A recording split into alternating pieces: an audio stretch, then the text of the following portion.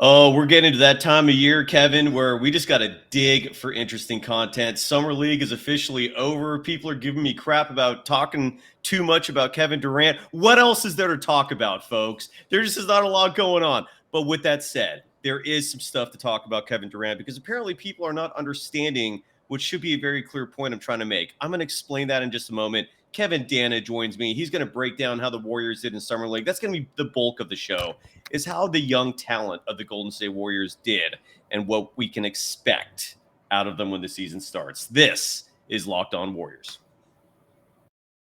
You are Locked On Warriors, your daily Golden State Warriors podcast. Part of the Locked On Podcast Network, your team every day.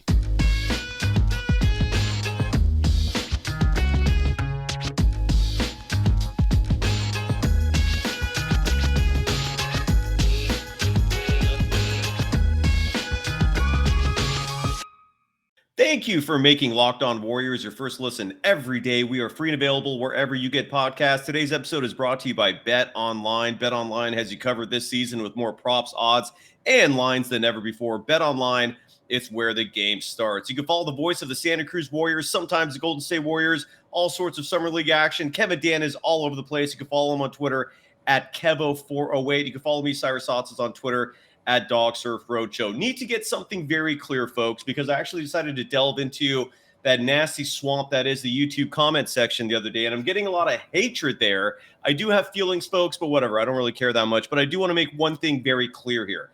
I am not advocating for the Warriors to trade for Kevin Durant. I am simply reading the tea leaves. What does that mean? Number one, Joe Lacob a week and a half ago on Tim Kawakami's podcast made it very clear that the team is not going to be giving two more max contracts. Andrew Wiggins is going to want one. Jordan Poole is going to want one. Joe Lacob said, I don't see how that could happen. So I'm reading the tea leaves from that. That's number one, meaning Wiggins is an unrestricted free agent in a year. Jordan Poole could be a restricted free agent in a year. Do you want to lose one or both of them? That's why Kevin Durant makes some sense. This is a fact. Stephen Curry and Kevin Durant have spoken to each other about playing together again. Stephen Curry's not advocating for it in the same way I'm not advocating for it, but they have conversed. Steph is welcome to it. This is publicly reported. Kevin Durant is welcome to coming back to the Golden State Warriors. This has also been reported. It's also been reported that on multiple occasions, the Warriors have called the Brooklyn Nets and have had discussions about a potential trade for Kevin Durant. That's a fact. So when I look at those things, I also look at the fact that Joe Lacob retired the number of Kevin Durant, his number 35, unofficially because he still plays, and they don't retire numbers of players who are not retired. But nonetheless, he has said publicly that no one else will ever wear number 35 for the Golden State Warriors. He adores Kevin Durant. He loves Kevin Durant. I have heard from sources behind the scenes that Joe Lacob's white whale, didn't use that allegory, but my point is that Joe Lacob loves Kevin Durant. He hated losing him. He wants him back. And when I see all those pieces of evidence put together, coupled with the fact that there are no other teams out there who have been reported to have had any legitimate discussions with the Brooklyn Nets. You look at the fact that the Golden State Warriors, even if they don't give up Moody or Kaminga, have the best package to trade with the Brooklyn Nets. You look at James Wiseman. He's going to make $12 million next year before the luxury tax penalties. That's a lot of money. We saw what they decided on with Gary Payton II. You see now that they care clearly about the money being spent on this payroll. I look at all these things. My buddy Larry Krueger mentioned he doesn't think there's a chance in hell, we spoke on the phone last night, that Kevin Durant will actually play for the Brooklyn Nets this year if he stands firm on his request. He does not think Sean Marks will play the heavy hand and force him to be on the roster. That's what he says. But I've actually never seen a star player forced to play after making a trade request. I thought he made a great point. My point is this.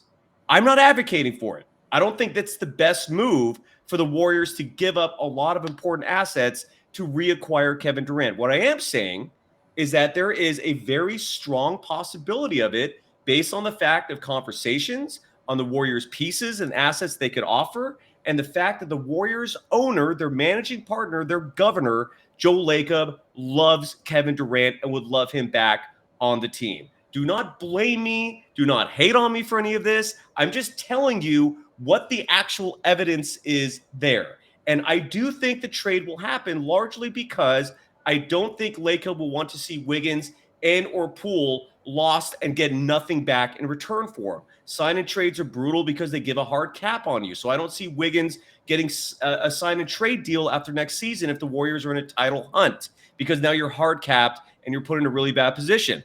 And for Jordan Poole, if you decide you want to trade him after this year, there's no guarantees you'll get anything back. I mean, there's just no guarantees. So that is why I think Kevin Durant could, I'm not saying it's going to happen, but I do think it could happen, and I'm not pushing for it. I rest my case. Kevin Danna, did I sound crazy saying any of that? And welcome, sir. Welcome back from Vegas. How you doing, brother?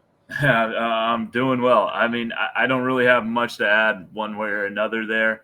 It'll be interesting to see what happens. I am probably on the Larry Krueger side where I don't think it's going to happen. But, I mean, this is the NBA and crazy stuff happens all the time. So, well, Krueger didn't say it's not going to happen. What Krueger said is because one of the arguments you're right. against the Durant trade happening is that, well, the Nets might just keep him. I mean, he is locked into a 4-year deal. The Nets don't have to trade him. What Krueger was saying, though, is that he doesn't see Sean Marks letting it play out to the point where Durant is forced to play for a team he doesn't want to play for anymore. And so he thinks a trade will happen. I'm saying if it comes to that, I really think the Warriors are going to get him just because I don't see other teams out there offering better assets than Wiggins, Jordan Poole, and James Wiseman, which I think will be the pieces you'd have to give up salary-wise and otherwise, and for other reasons, because they actually have value and they're young, in order for the Nets to pull this trade off. I would like to see Seth Curry come back. The numbers would work out in that favor, and it would certainly lessen the blow of losing Jordan Poole, certainly, not age-wise, but at least in terms of offense. Defense is about the same. So that's where I stand, man. I'm not saying I want this. I am saying I wouldn't mind. I don't think it'd be the worst thing in the world if you held on to Kuminga and Moody and you get Kevin Durant back, because as exciting as the future is, there's no guarantees in the future. With Kevin Durant, you're as close to a guarantee as possible of repeating as a world champion. Yeah, I'll say this. I agree with you in the fact that any scenario that includes a team getting Kevin Durant is not the worst thing in the world for said team that gets Kevin Durant. Like, he's really damn good. He's one of the best players in the NBA. And he's a 2-time finals MVP. There's no doubt about that. And Larry is probably right in the fact that, I don't remember when a guy has requested a trade of his stature in the league. Yeah. And he's continued to play for the team. That's not coming to my mind right now. I'm sure there has been a case of that, but in recent there might memory, be example. Yeah. When Anthony Davis requested a trade, he didn't play for the New Orleans Pelicans. True.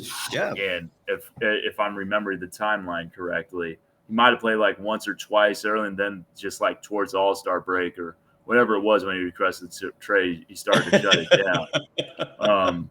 So yeah, I mean, I don't know one way or another. Of course, no one does. Except Joe Lacob, Bob Myers, Sean Marks. I mean, there's only a few people who actually truly know. But all I'm trying to say is that, I don't. Again, it's weird to me because a year ago, I remember people were upset at me because I was critical of Durant leaving without giving a reason why.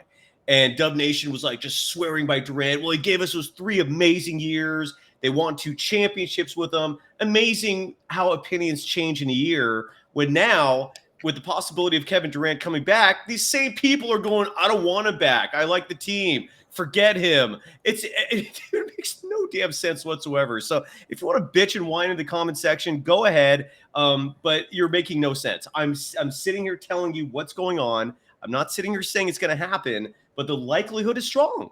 Joe Lacob loves Kevin Durant. There's no disagreeing with that. There's no disputing that. And the Warriors have a chance to get him back without giving up the entire future. If they can keep Moody and Kaminga, I think that's a steal. I really do. You're losing 6 years between Wiggins and Durant. You're losing close to 10 years if you get Seth Curry back, and it's between Jordan Poole and Seth. James Wiseman is unproven. I guess when we come back, let's talk about James Wiseman, man. You've been in Vegas. You've been covering this team extensively. People are sick and tired of the Durant thing. I'm sorry to waste that whole first segment on that, but it's just I'm reading so many people just like criticizing me because I'm just simply telling you what's going on. I'm not pushing for this damn thing. And yet I'm getting like negative energy toward me, man. And yeah, I'm gonna speak up against that. First, before we do anything else, we're gonna talk about one of our very longtime sponsors, and that is BetOnline. I mean, they've been sponsoring this program since I started hosting this thing, and what a sponsor they are. If you go to betonline.net, they're your number one source for all your betting needs and sports information. Find all the latest sports developments, league reviews, and news, including this year's NHL playoffs and Major League Baseball. BetOnline is your continued source for all your sporting wagering information, including live betting, esports, and scores.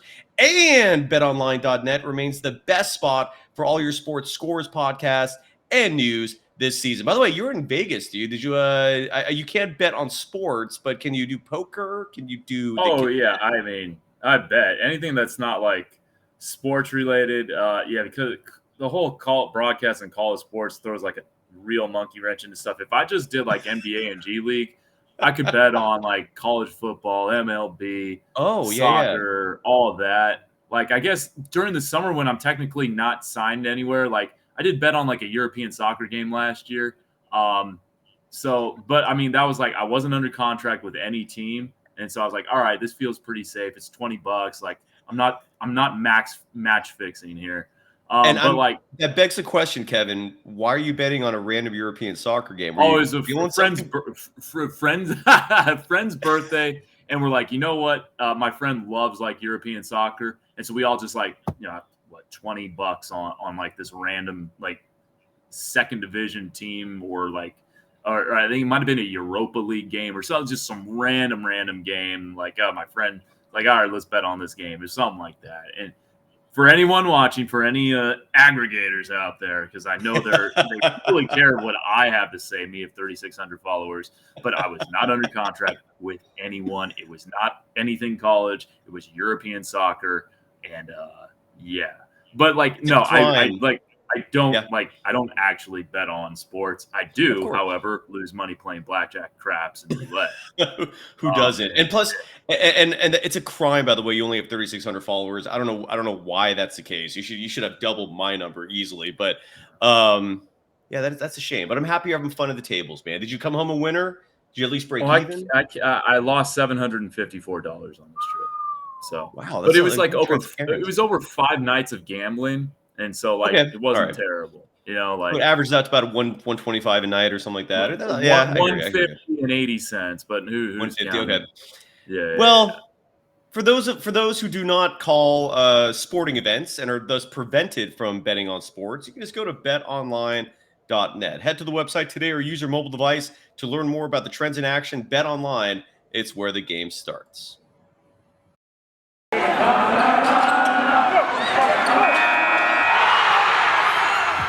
are Locked On Warriors, your daily Golden State Warriors podcast. Part of the Locked On Podcast Network, your team every day. Thank you for making Locked On Warriors your first listen every day. Which NFL stars moved the betting line the most starting July 18th? Actually, today, Locked On gives you the 50 most valuable players in the NFL from the odds makers at BetOnline. Available today on Locked On NFL, wherever you get your podcast, and on YouTube. You can follow Kevin Danna on Twitter at Kevo408. Give the man a follow. It's a damn crime that he only has 3,600 followers. You deserve at least 20K. Dude, you were covering the Warriors in Vegas. Some interesting action. The season is officially over. Let's start with James Wiseman, man, just because he's the one that I don't think you can give the most obvious answer to. By the way, is that bacon right there? Yeah. He had serious separation anxiety. 11 days we hadn't seen each other, buddy. So he doesn't want to leave my side. Yeah, bacon. What a good kitty. What's your thoughts on James Wiseman, man? Like, I know it was a small sample size. In the last 2 games he played in summer, he put up there weren't big numbers. In one of the games he played 20 minutes, he had 14 points, 7 rebounds, and I think in the finale he put up 11 points, 6 rebounds in 18 minutes of play. I don't see much difference from his rookie campaign. Maybe smidge difference here and there. Give us the whole breakdown, please. Yeah, well, I don't think we were going to see any real difference from his rookie campaign because, he's played like 46 games now under the Warriors umbrella And that's like a smidge more than a half of a full season. So I like we weren't going to get anything revelatory. But I will say, if you're averaging 10.5 points, 5.5 rebounds, and 2 blocks in 20 minutes a game, that's like really productive. So like, I mean, you're per 36, which, all right, yeah, he's not playing 36 minutes. So I know some people don't like that, but like he's essentially like, what is that? Like 18 and you basically double what he's at, like 18, 10, 18, 11, 3 or 4 blocks a game. Like, all right, yeah, in the summer league. So he's not going to do that in the NBA next year. But I was fine with what I saw. Like, I wasn't expecting him to shatter any records or anything like that, because it's about like him just getting more game reps. And Jama Mathalela said after the game yesterday that he thought it was the best that he's seen from Wiseman. I believe his quote was like just getting up and down the floor and moving on the court. And like the end of the second quarter was probably his best stretch that game. He went up for a lob, got fouled, hit a free throw, then like finished a dunk, had a dunk, blocked a shot at the other side of the floor on like this pretty athletic 6'10" dude, Isaiah Todd. So like that minute stretch was pretty good from him. He did struggle against this guy, Jaime Echenique, who's a 6'11" big, who like played really well in the G League last year, got in an NBA regular season game during the COVID, kind of all that stuff happening. First Colombian-born player to ever play in the NBA.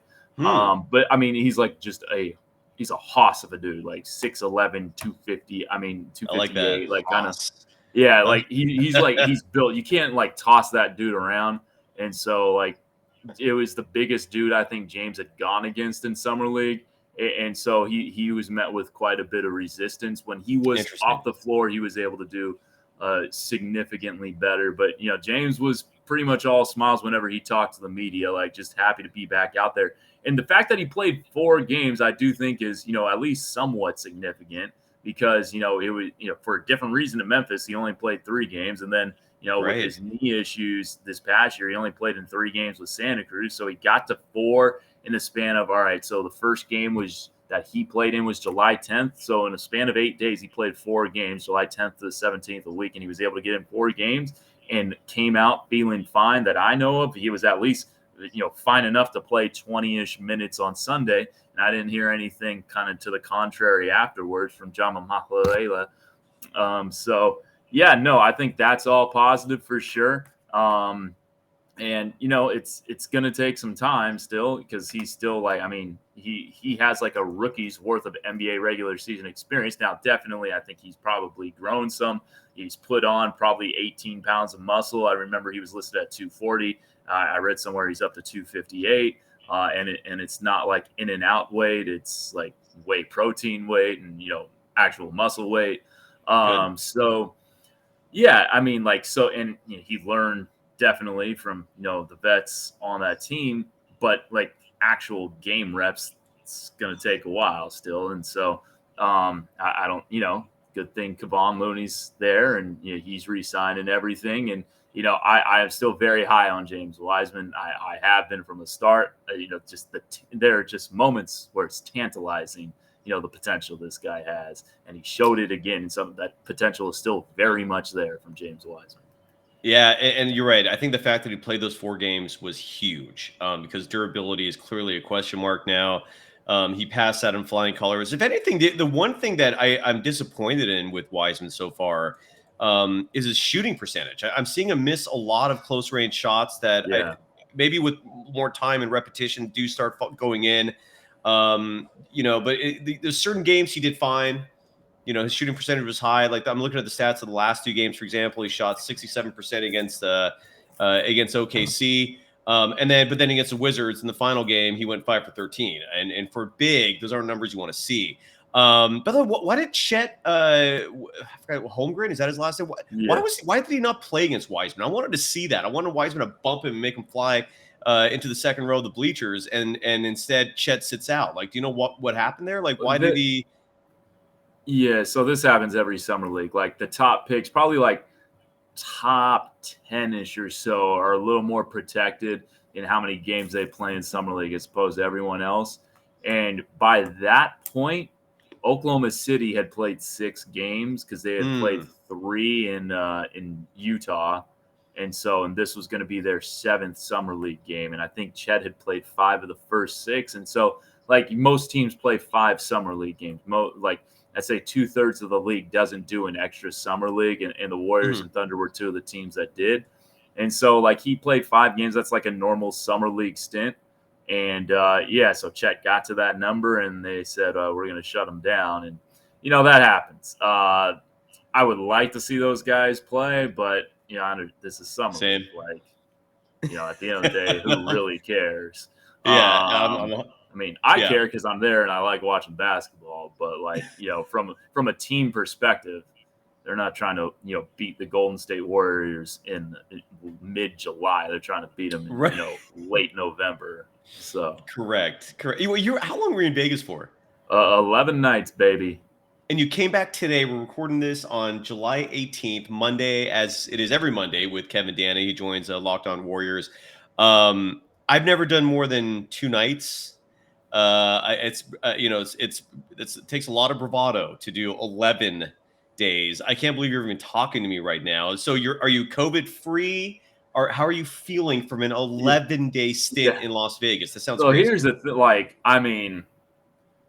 Incredible that I don't feel any symptoms after 11 days. Woo! And I wasn't just like going from the hotel to the gym and not talking to anybody. And I'm trying to connect with people out there, after games and going to dinners. It's mostly indoor dining.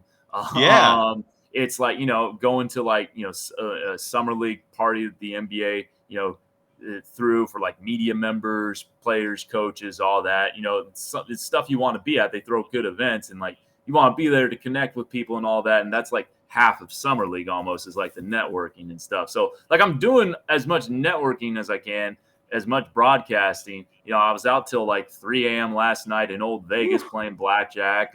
I was out, I think I did 3 nights in Old Vegas actually this year, which is more than I usually do. And then I went to the Wynn a couple nights, and you're just trying to talk to people and make relationships happen in this business. And so this wasn't I wasn't in any sort of bubble, and the fact that I got through my broadcast without feeling sick is incredible because last time I went to Vegas, I got COVID. And so I know I was expecting the same with this BA5 surge going on, but I'm getting a PCR test tomorrow. Just be safe. Yeah. Just to be safe because I'm going to Phoenix with my dad soon and, don't want to pass that along to him. Absolutely. My mom has COVID. My mom has COVID right now and she's on day 5. And I just got over it. For people who watch the show regularly, I struggled with this thing for a few weeks, and then I'm finally better. And then I'm like, look, Mom, if I get it, I get it. Who cares? But this thing's going around, man. It's crazy. Yeah. So bravo, dude. I did a show earlier today. By the way, have fun in advance on your trip with your dad to Phoenix. I imagine golf. I imagine. Oh, this is baseball. So we're going. There we go. I think it's Chase Field is what we call it, where the Diamondbacks play. So yeah, it's across the stadium off the list. Have fun, man. Good stuff, dude. I was hosting a show earlier today. I do another podcast called The Rick Barry Show, and Rick and I did a show, and one of the things I asked him, because he is fervently against a Kevin Durant trade. He likes the young core. He likes the pieces. He likes Wiseman. He doesn't even want to trade Wiseman. He likes the team the way it is. So they said, okay, fair. Me too. And me three. The only thing I don't like is that they gave up Gary Payton II. They gave up Otto Porter Jr. When I say gave up, I do mean that. I think they could have kept him if they actually offered money, but that's another discussion for another day. But they did not replace him. And so I asked Rick, I'm like, Rick, in all your years, man, I mean, this is somebody who's a former Hall of Famer, who's won a championship, finals MVP himself, who still observes the game closely. I respect his opinion tremendously. And I said, based on your personal observation skills and your experience and your opinion, does the Warriors bench have enough for the team to repeat as a world champion? Because the bench is young. I think DiVincenzo is probably going to be one of the oldest players coming off the bench. The bench still is not completed. I think they have a minimum of 2 spots open right now still, which is kind of wild. In your opinion, Kevin, and by the way, just to finish up, he said no. He said the team still needs to get veterans, that he would not enter this season defending a world championship with a completely unproven bench, which is what the Warriors have right now. You can maybe not, I mean, with the exception of Jordan Poole, DiVincenzo, but even then, they're still young. I mean, they weren't. It's not like they were like the stars of teams that won championships. They were on the team. They played their part. So my question to you is similar. You know, we've been watching Jonathan Kuminga now in his last game. He put up, I think, 16 points against the Thunder. With the exception of that first game, he actually had a solid summer league, I thought. Moses Moody was very impressive. I am falling in love with that man. Man crush and central here. What are your thoughts on this bench, man? Let's say the Warriors just don't get anyone else. Let's say this is the team. Patrick Baldwin Jr., as unproven as he is part of the roster. Ryan Rollins, who we never saw in Summer League, is part of the roster. Is this enough in your opinion? And what are your thoughts in general, just based on your experience in Vegas with Moody and Kaminga? Yeah, I mean, I definitely think this team is still going to be very damn competitive and in the mix for a championship. Like, I hate to go against Rick Barry, but I mean, like, you return your starting five and your bench is, Jordan Poole, who had monster moments in the NBA Finals. Yes, he did. Yes, he did.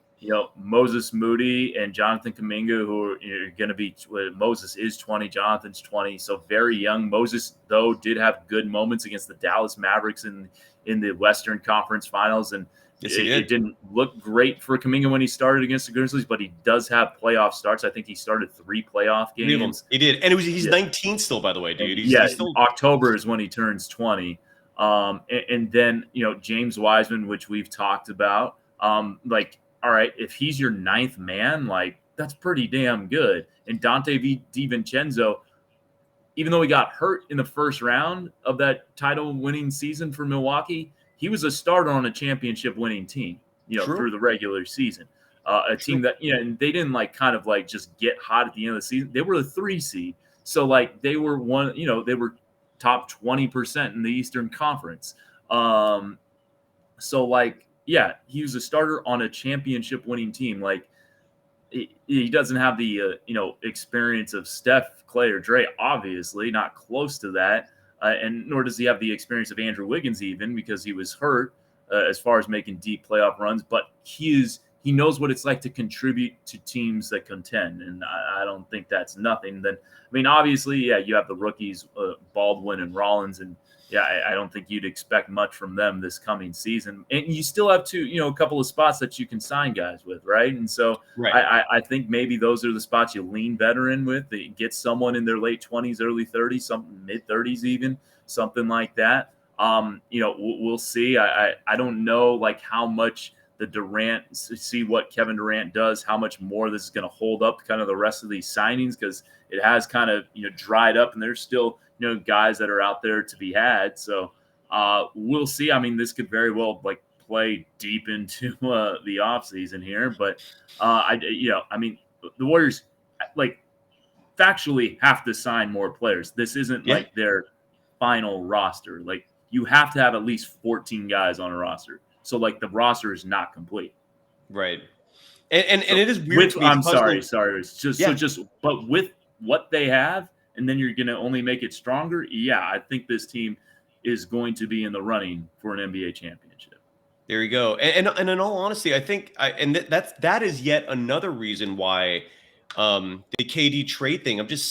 Look, man, my spider senses are tingling with this. And another one is the fact that they haven't filled those roster spots yet. It makes me wonder if they're holding off until the KD thing is more conclusive, because otherwise, what are you waiting for? Saying why are you just sitting there? Are you waiting for players you want to answer you back? I don't what would be your theory, if you can answer this, on why those 2 roster spots are just sitting there open, if it's not because the KD trade is being formulated right now? Well, I do think, this is one guess, that some of these guys who are unsigned want to see what happens with Kevin Durant. Mm-hmm. And so maybe they're holding off and stuff. But hold on. Your theoretical trade that you said what? It was your theoretical trade. So I am not proposing this, people. You said Cyrus Saatsaz, yes. Wiseman, Poole, and Wiggins. Is that who you said? For plus 2 or 3 firsts. Okay. So then the Warriors would I'm sorry. So the Warriors would be -2 in players then, right? 1, because you would get Kevin Durant back and Seth Curry. All right, so then, but then just you finish up, and just to finish up real quick, Yeah. just because then you have 3 openings at that point. Yeah. But then, like I've said before, and people were upset at me that, like, because I said Kevin Durant recruits free agents easier than Stephen Curry. That's not a slight on Stephen Curry, but if you look at the track history of those 2 players, Durant seems to get players to join him at a much higher frequency. And I'm referring to free agent veterans who are taking less money than they can get elsewhere. Okay, that's the line of reasoning here, right? Players give up money to play for LeBron and Durant much more so than Steph. I don't know the why of that. Are we sure on that? Like, I mean, DeMarcus Cousins, I know he was rehabbing an Achilles. Otto Porter Jr. took less money. Durant was there, but Durant was on that team. Durant was on that team too, though. Okay, so look at the Warriors. Not for Otto Porter and DiVincenzo. Okay, those 2. Okay, well, those 2, yes, but then look how many players passed them up. Like whether it's Nicholas Batum, Patty Mills, Goran Dragic. And if I decide to do the research on this, fair enough. What's his name that I used to get in a lot of fights about with people? Paul Millsap, who the Warriors reportedly did want last year, and he turned them down. My point, there's a lot. I guess what I'm trying to say is there are a lot more situations where the Warriors pursue free agents and get rejected. Whereas I don't know if they're getting those rejections when you have a KD or LeBron on your team. And again, I don't know the why of that. You're right. With Steph, they've recruited free agents as well. Andre Iguodala came here, Livingston. I mean, there's clearly a lot of them. I mean, he's not like some sort of poison pill. I'm not saying that. But Durant, just for some reason, Durant and LeBron recruit free agents very easily for veteran minimum contracts. Like even Kent Bazemore bailed on Steph last year to join LeBron. That made no sense whatsoever. Like I don't know why the hell he did that.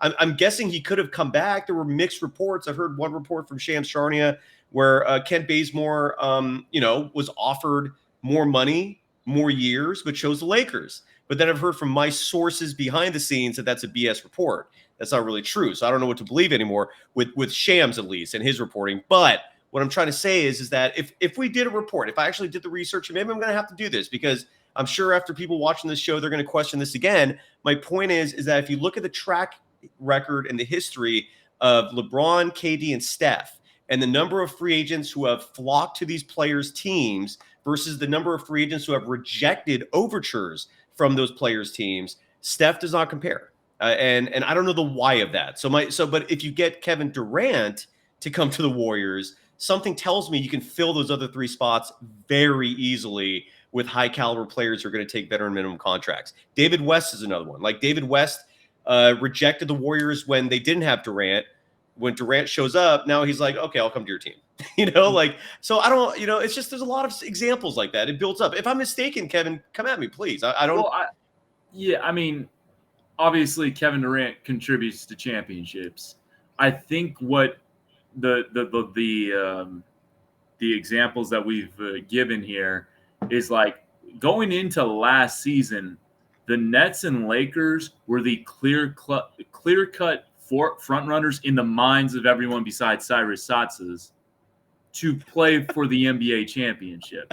And so that's why those players went there, right? Like the Brooklyn Nets last year were like, a Kevin Durant shoe away from beating the NBA champions. And so like that's true. Brooklyn looked to be like by far and away the best team in the Eastern Conference. I think some people thought, Milwaukee could make a run, could run it back and stuff. And, they could have if Chris Middleton didn't get hurt. And then like the Lakers on the other end, people were like, all right, well, that was just kind of a fluky season. Now they're getting Russell Westbrook, who, revisionist history now, but like the last 30 games with the Washington Wizards, the guy was a monster. Like he figured it out with Washington. Yes, he did. Excuse me. It's not a COVID Vegas, cough. baby. I just actually, Vegas, baby. But like he really figured it out at the end of the season with Washington. And, like it was a really bad Russell Westbrook season, but it was still like 18-7-7, which, for everyone else besides Russell Westbrook, that's pretty damn good. True. And so like you add Russell Westbrook and people are like, all right, well, if, the Lakers and the Nets, they're 2 high markets, big market teams. and they look like they're going to play for an NBA championship, that's where guys are going to go. So yeah, I'd say that's like why I'd say that, and obviously Kevin Durant and LeBron James play a huge part in that. But I do think like it wasn't just, I want to play with LeBron and KD. It was like, I want to play for a championship. And the Golden State Warriors were coming off a year in which they did not make the playoffs for the second straight year. And it's like, I don't know the last time a team has missed the playoffs multiple years in a row and then won a championship the next year. So that's true. Yeah, that's fair. So that's what I would say to that. All right, that sounds good. No, those are very valid points. But again, I would you disagree that if the Warriors did this hypothetical trade, that it would be easier for them to recruit free agents versus now without Kevin Durant? I don't know one way or another. I mean, the Warriors are defending champions, so I think that carries some cachet. But again, so then that begs a question: like, are the Warriors just simply not pursuing any free agents, or are the free agents they want holding off for some weird reason? Because I can't answer that's that the weird part. Yeah, I know. No one can unless Bob Myers comes on the show. I'm so tempted to just call that man and say, just come on here, but I got to go through Raymond Ritter. And he's never going to come on here because I'm guessing they've heard me criticize him a million times. But I would love Bob Myers to come on here and just have a straight conversation. Maybe I should just reach out to Raymond. Maybe I should just be like, hey, Raymond, I do have his number. Can I just call him? Can I ask him to come on? Would that be a bad idea, Kevin? What do you think? I don't know. Because we're in different spots, right? Like you are independent. I am. True. That is true. Maybe I will, man. I need Bob Myers in the show. I need just half an hour of that man's time to pick his brain. There's so much I need to know. Have we covered everything? What's left? I feel like we're missing something here. You wanted my opinion on Moses. Moody, yeah, sound like Kendrick Perkins. No, thank you for bringing that up. Moody and Kaminga. Yes. Oh, yeah. And then there's also that weird player from 3 years ago. But go ahead. Yes. Oh, yeah. We'll get to that. So Moody, they loved. They wanted to see him. He's a catch and shoot guy at this stage in his career in the NBA. In summer league against not all NBA players, they wanted to see him be really aggressive and take it to the hole, take guys off the dribble. And in his first game, he got up 17 free throw attempts. So that tells you the guy was just attacking relentlessly. And he actually, he was asked post game in that first loss against the Knicks. So they, eventually summer league runners up, the New York Knicks.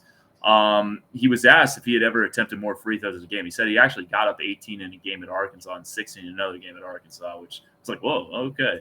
I didn't watch Arkansas all the time like I watch other teams, but so that Arkansas, so that was really nice to see. He wasn't as efficient in his second game, but again, he got up 8 free throw attempts. So in 2 games, he attempted 25 free throws and hit 22 of them. So 88% from the line on a very nice sample size for 2 games. I was really impressed with him, and he took a hard fall at the end of game 2, going hard to the hole, and so I'm sure that's why they didn't want to risk it anymore. Like he stayed in the game. Like I saw that. Yeah. So, but they were really pleased with Moses Moody. With respect to Jonathan Kuminga, Jama Mahalela was really impressed with how tight his handle was. And the thing he said, like, they wanted him to run point. Basically, they wanted him to handle the ball, operate out pick and roll, do that kind of stuff. And so the handle was tight, and I agree with that assessment. I was like, all right, this guy's pounding the rock pretty well. And Jama said after the game that he's seen the pass that he needs to make. Whether he makes it is a different question. It's stuff that he's seen on film right now. And that's where like the film study comes in. So like that progression still needs to happen. But again, I think when we're talking about the all-star potential of Jonathan Kuminga, which I think a lot of people see, we're thinking about a guy who at 24, right? And so the guy at 20 probably isn't even the number 3 ball handler on the team. And so this was about getting him those reps that he's not going to get. And so, like there were games that looked ugly. There were possessions that are like, it looks like he just has his head down and is looking for his, and that will come. But they did see what they wanted to see out of, Kuminga from all right, his handle's pretty good. He sees the passes. Now he's got to make the passes. And so that'll be a development point, I imagine, with Jonathan moving forward. I absolutely am in love with Moses Moody. I'm Jonathan Kuminga just seems still a little more raw. I just think in terms of NBA readiness, Moody's ahead of the curve right now. But Kuminga could also come back. Is that a fair assessment? Yeah, I'm sorry. Repeat that question one more time. Yeah, that Moody is just more NBA ready, but Kuminga is just right behind him and could surpass him at some point. But right now, Moody just looks like the more clear-cut NBA ready player. Like I feel like he could stand in there and actually contribute real minutes. Whereas Kuminga probably could too, but you're going to get more mistakes from him. Yeah. I just don't see him being quite there yet. I agree with that, largely because Moody's played more organized basketball in the United States than Jonathan Kuminga has, right? Jonathan came over at the age of 13. And so, I'm sure it wasn't the first time he picked up a basketball when he got here, because he was watching, Kobe highlights in internet cafes in the Democratic Republic of the Congo. But he wasn't getting the coaching that Moses Moody got at a much earlier age, I would imagine. I don't know exactly what grassroots. I know they are improving and they are building an infrastructure of youth basketball through NBA programs in the African continent. But I can't say I know exactly what kind of teaching that he was getting with respect to what Moses certainly was getting playing here in Little Rock. So I would say that gives Moses the edge, and that's why he kind of has one reason why he has kind of that high basketball IQ, that acumen that he already has at such a young age. Are you as excited as I am about the fact that they're going to have to play these youngsters? So we're going to be seeing 25, 30 minutes potentially a night from them. I love that idea, because we're going to be seeing their growth right before our eyes. The only way this is not going to be cool is if they're playing these 25, 30 minutes and you don't see progress. If you see regression, like that's panic button type stuff right there, if that happens. And that's honestly the only reason why I don't like this plan right now. That's the only reason, is because there are no guarantees any of these guys are going to be delivering. We don't know yet. They're unproven. I know chances are they will, but until we see it, we don't know. But I don't know. You're confident, huh? You feeling good about these kids? Yeah, I am confident, and I do think that they're not completely unproven. None of them, even James Wiseman. I do think he showed something his rookie year, in something that made you go wow, this guy could be really, really good. That's fair. And I think I saw this guy could be really, really good from all three of those dudes. And then you had Jordan Poole, who has already shown us, all right, this guy is really, really good. True. And he's only 23 years old. And so this second timeline, I think is pretty proven for as proven as they can be. With the exception of a guy in Wiseman who missed a complete season, basically did not play any NBA regular season games this last year. But what I saw in his rookie year, while the advanced numbers were not good, the actual numbers were pretty good. I don't mean the actual numbers, but kind of the raw, points per game, rebounds per game. Those are actual numbers to me. I mean, I would go with that. They were really good for a guy who had his growth stunted by the NCAA. So I liked it. And now he's got his college roommate on his team, and Lester Quinones. So. There you go. Yeah. And honestly, man, I mean, he put up nearly 12 points a game. He had close to 6 rebounds a game. Those are not numbers to scoff at for a rookie. Yeah.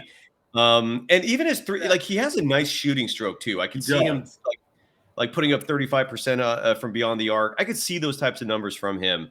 And look, I'm hoping for the best, man. And one last time, just to reiterate to all the haters out there, the KD trade is not what I want.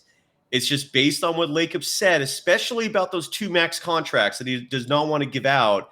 It gives me a lot of pause, because if you're not going to give 2 max contracts, I would prefer, I guess, Durant versus having just Jordan Poole a year from now or just Wiggins a year from now. I would prefer Kevin Durant in that scenario. If Lacob came out and said, we're going to try to keep both of them long term, I would have such different sentiments. But the fact that he said that, it just made me really wonder about a lot of things. And coupled with the fact that Lacob just loves KD and is enamored with the idea of having Kevin Durant retire with the Golden State Warriors. I'm just telling people, don't be surprised by this. In my perfect world, you run it right back. But that world is shattered, man. They lost their entire veteran bench. So I want veterans. I hope DeMarcus Cousins is under consideration. Rodney Hood looks pretty good. I don't know if there's anybody out there you've seen that looks pretty good as well. That sticks out to you. Carmelo Anthony, I don't think would be a bad idea either. I mean, I know defensively he's awful, but he is 6'8", 250. He can score the ball still with ease. Rick Barry didn't like that he's older, so that he might be a liability defensively. But when we had our show, but I do need to see some free agents signed. Like if Patrick Beverley is a buyout candidate for the Warriors, I wouldn't mind that. That would definitely stomach losing GP2 a lot better and easier.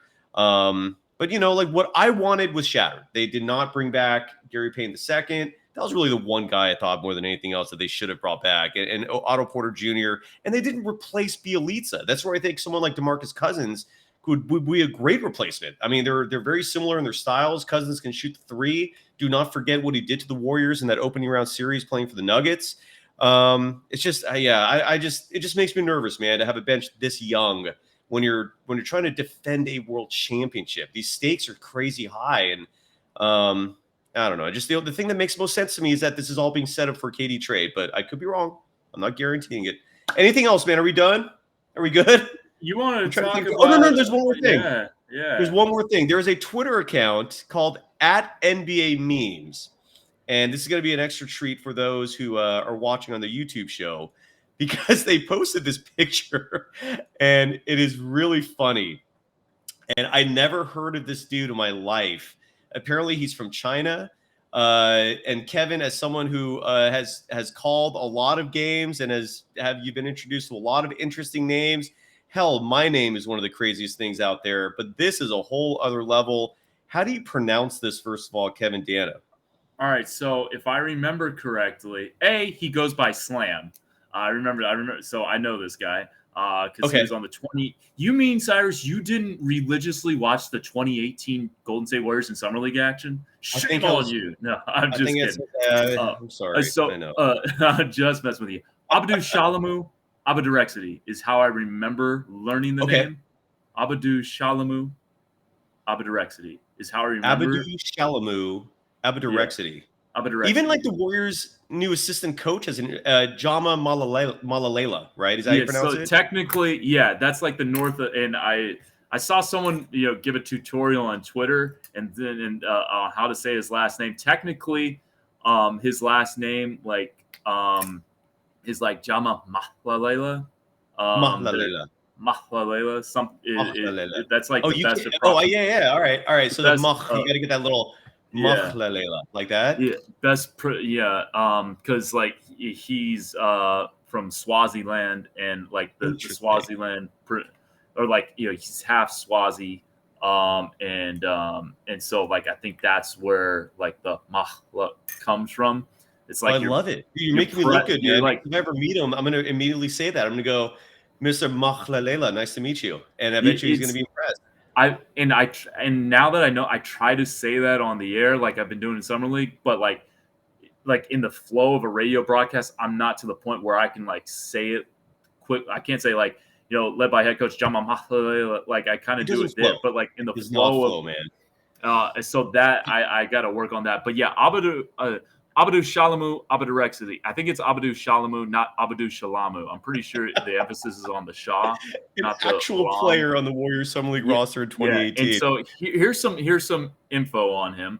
He's played the last 7 years with the Xinjiang Flying Tigers.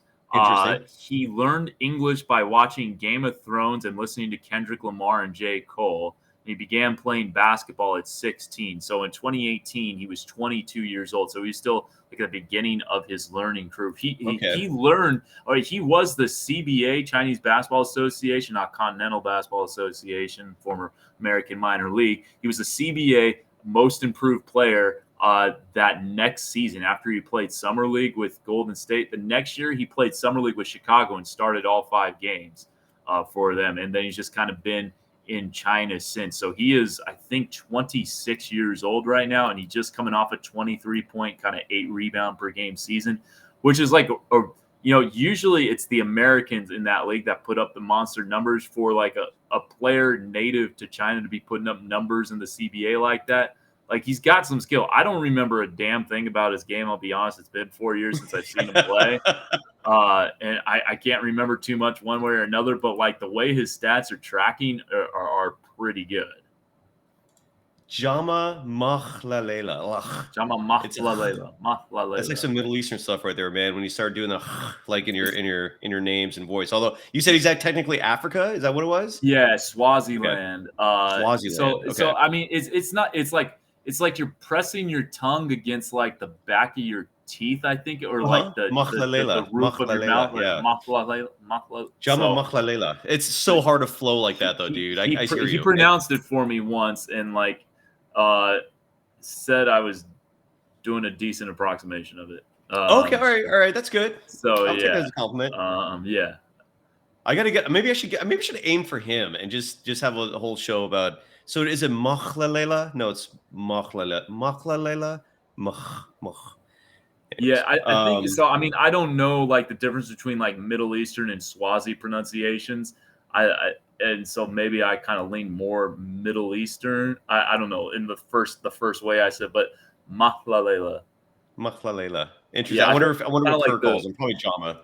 Yeah, and it's either Jama or Jamma. He says his mom calls him one name and his dad calls him the other.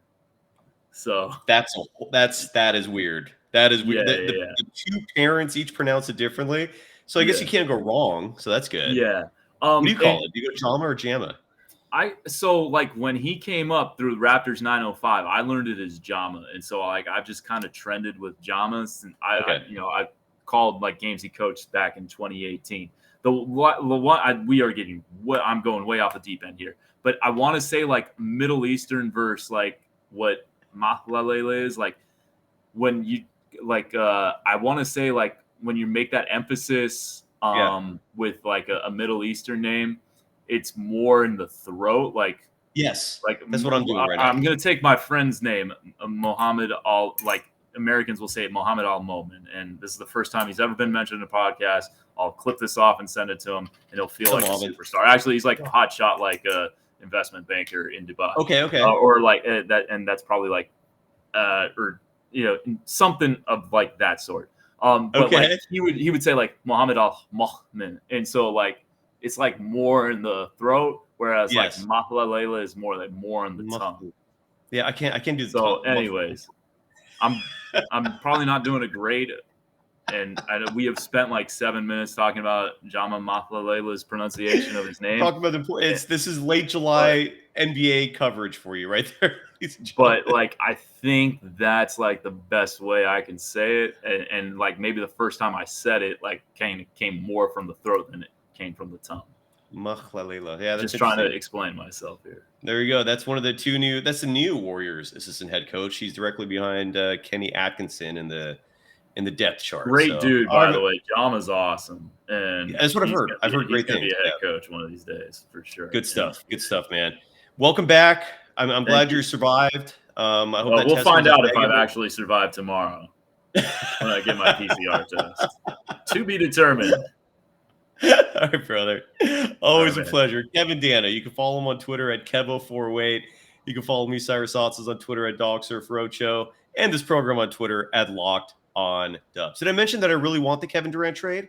That I'm fighting for it? That I'm advocating? I'm kidding. All right, folks. Everyone, we're done. We're out. I need dinner. Thanks, Kevin. Later, everyone. Peace.